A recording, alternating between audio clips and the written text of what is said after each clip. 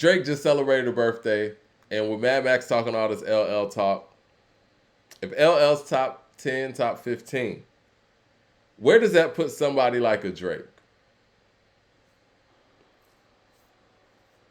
And how would you formulate an argument to somebody of this era that Drake isn't top 10 or top 15? Because he got the You hits. mean all time? Yeah. Oh, he's just not better than the people that have preceded him, although the hits would tell you a different thing. Right. That's the problem with putting Kendrick on that Billboard list so high, Mike, because it's like, if you're going to look at Kendrick that way, well, then you kind of do got to look at Cole and Drake that way. And Cole's killing everything right now. Cole. Hey, look here. I personally, Mike, there haven't been too many times where I've said this, but I wouldn't encourage anybody to get on a record with that guy right now unless they want to get bodied. Even the All My Life song, the Lil Durk song, not a big fan of the song, but his verse is brilliant on there. That's a hit record. You just need to. I mean, you need to just get ready to get murdered because that's what he's doing. He's out here. Like, I look at Benny's verse on Johnny P's Caddy in much more reverence now because I'm like, damn, that's the best fight anybody's put up in 2 years. It is. Because everybody else been getting smoked, Mike. And he's acknowledging that he's smoking everybody on records too. He is smoking everybody like a ham on Thanksgiving, Mike. So he has the verse, the feature run, right? Kendrick has the albums. Drake has the hits. But see, what Drake also has with the hits, he has some albums sprinkled in there too. Yes. But he has a very strong collaborative catalog with damn near everybody. And I think that's what separates him if we're having that conversation. Now, personally, of the three, I would go Kendrick, Cole, Drake as far as my personal taste, right? But if we're speaking objectively here, and everything that we say about LL, and I love LL, and I still say LL's a top 10 MC all time, but if we're going on scales like that, it's hard not to say that Drake shouldn't be number one between those three at least. And if he's number one between those three, then his all-time ranking is kind of high. First of all, everything that you're saying is true, and that's why J. Cole making another classic album is super important. Yeah. Because right now, objectively, even with all the killing that J. Cole's doing on records, you got to put Drake ahead of him. It's really hard not to. I would tell you objectively right now, first of all, none of them are in the top 10 all time, in my opinion. Okay. But if I was just being fair and ranking it, I'd probably have Kendrick somewhere like 14 and have Drake somewhere like 17, 18 and have Cole somewhere like 22, 23 if I'm being objective about it. Where did you say Drake? Drake? Yeah, where did you say Drake again? Like 17. Because how about this? How about this? Is Drake better all time than somebody like a Redman? I personally don't think so. But objectively speaking, I would have to put him ahead of him. I mean, objectively speaking. I would much rather listen to Redman. You know me. Muddy Waters is my shit. But it's hard to make that argument because even though I think Redman has a strong versus catalog, I don't think he beats Drake in the verses. Like, he doesn't. You know? He can outbar him. I think a lot of people can outbar Drake. Just like I feel like, respectfully, a lot of people can outbar LL. Like, a lot of people can outbar Kendrick. Yeah. But see, again, I don't have Redman over LL either. Fair. Do you have Drake over a Black Thought? Yeah. Do you have him over a... People are going to call me crazy here, but I'm not saying that he's a better rapper than Black Thought, obviously. DMX. Now DMX is an interesting case. Because X has made the hits, sold the records, got the street records, got the classic. And he hit the game with a bang.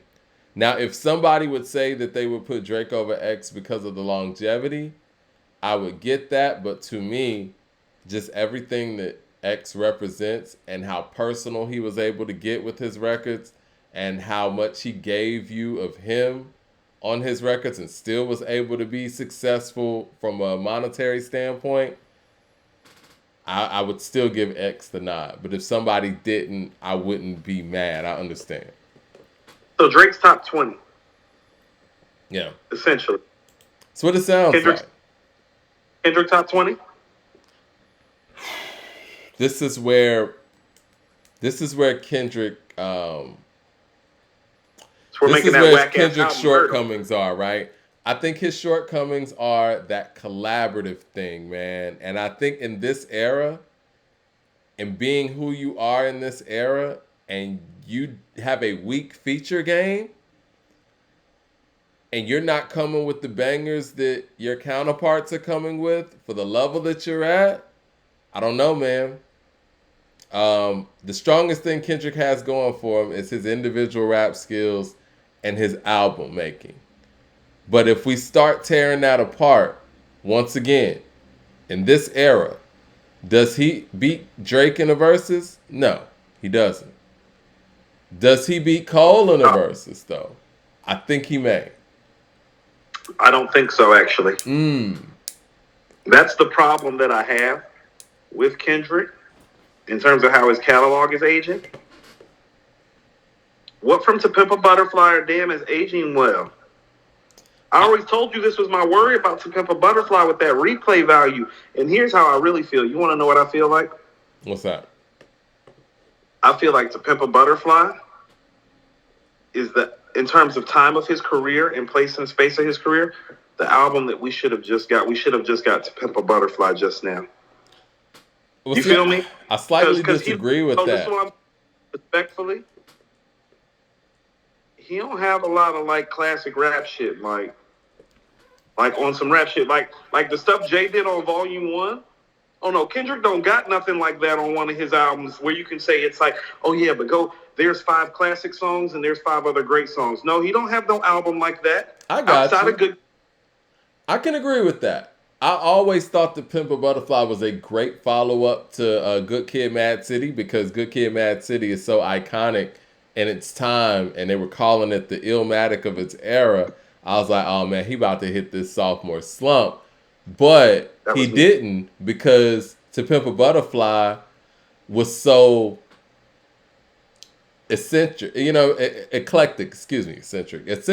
eclectic, right? So it was kind of like he went the unsafe route, but that saved him from the sophomore jinx stuff that would have possibly came even with a quality effort, because Good Kid, Mad City was so massive, you know?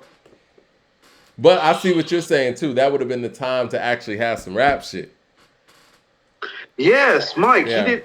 It's like he's trying to stress to them about Kendrick's career in hindsight now. It's just like, where the rap records at, Mike? It's fair. Mike, we know all the records from Volume 1 and what order they are in our head. That should mean something to you. Yeah. Like, think about Volume 1 is not a top 3 J album. Mike, we know the sequencing of the fucking album from beginning to end, because there is epic, all-time, great, important rap shit on there. That's the word of the day. Important. Important. Volume 1. Important Mike, Jay-Z songs. How important are those To Pimp a Butterfly songs now? I think All Right's important still. Okay, All Right's important. But Mike, what about the rest of them? Mike, you see how we rang off the J records? We was like, oh, 1,000,001. Like, oh, that's classic. You must love classic. I think how much a dollar costs. Hood. That's the best record, Mike.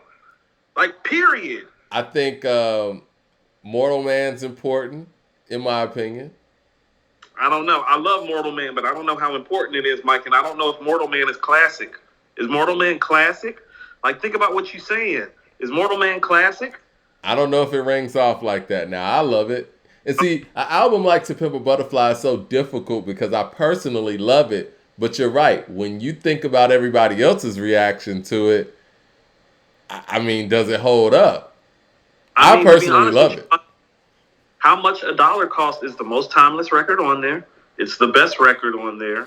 It's held up the best. It's like the only Hood. song that I go to from what people saying are his greatest project and tell you that's a classic rap song.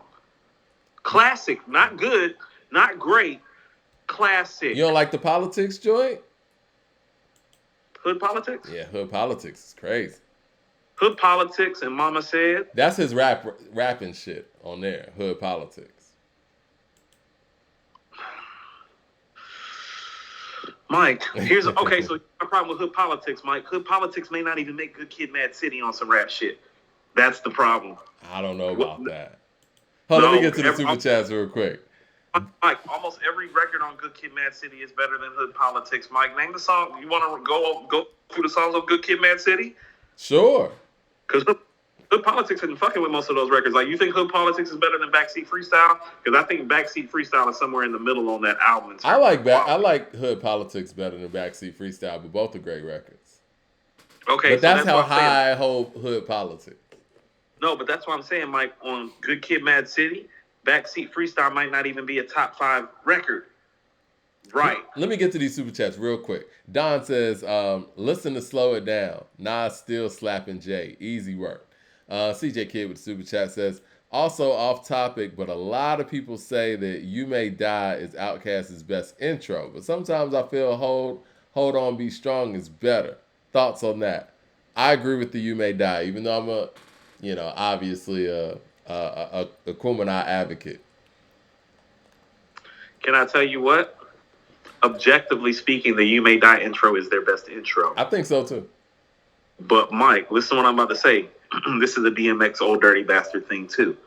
The way Hold On Be Strong makes you feel can draw you to tears damn near though. Yeah, it does bring out an emotion. Like the first time I heard Hold On Be Strong, I was like, oh, what the fuck? Like, okay. It's like I knew I was about to hear one of the best rap albums of all time. And from then, a gospel-inspired intro. And then the way that Return of the Gangster comes in, it's like, it's perfect. You're like, oh. Yeah. So You May Die is objectively better, but it doesn't make you feel the way Hold On Be Strong does. It doesn't. Mad Max to the super chat says, LL's top 5. Drake can be top 20. Drake is better than Black Thought. I'll tell you that.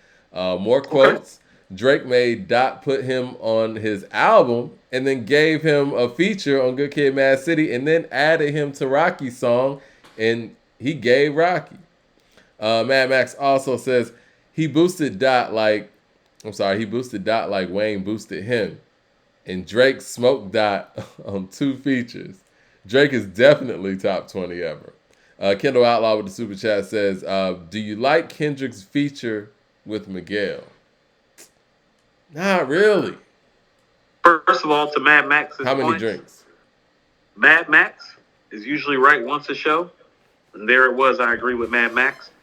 And I actually like How Many Drinks and his verse on How Many Drinks. I like the song and I like the bars. Oh, I love the song. But this is the thing. On a Kendrick feature, has he ever really taken a song up to that next level, though? Where it's like, you know what? I want to hear the one with him on it. See, this is my thing.